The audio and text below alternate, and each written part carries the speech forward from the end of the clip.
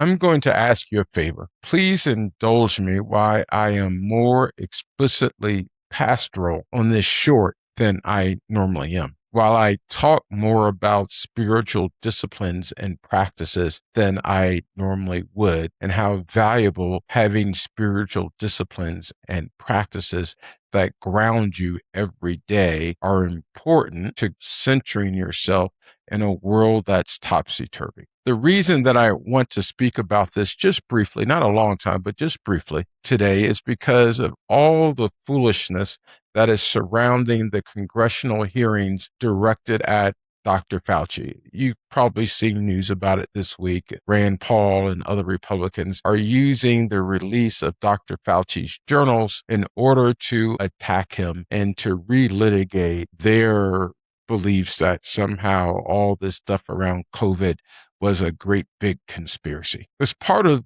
this, Katie Miller, who's the wife of Stephen Miller, you know this guy who's the xenophobic close advisor to Donald Trump, the deputy chief of staff, wrote on an X post this week that any man who journals is narcissistic, undermining the practice of journaling. It's basically saying that it's not manly to journal. Well, I'm going to confess that I journal on a near daily basis, and I journal as part of my spiritual disciplines and practices that I engage in every day. I find that when I journal, it's a good way for me to ground myself spiritually, a good way to ground myself mentally and morally and ethically and theologically, because when I journal, I can write down things that I don't feel comfortable sharing with other people. When I journal, it allows a place for me, a safe space, a sacred space for me to reflect, to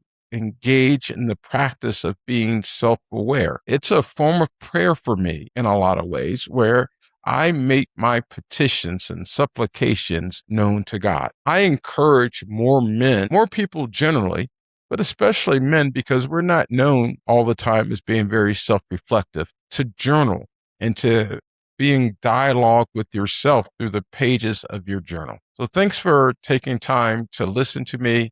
Please like and subscribe to the Faithful Witness with Terrance Carroll podcast. It helps the algorithm, helps more people see the content that I'm producing here at Faithful Witness. And remember to tell the truth, seek justice, and love the people. This is Faithful Witness. Subscribe to Faithful Witness and never miss an episode. See you next time.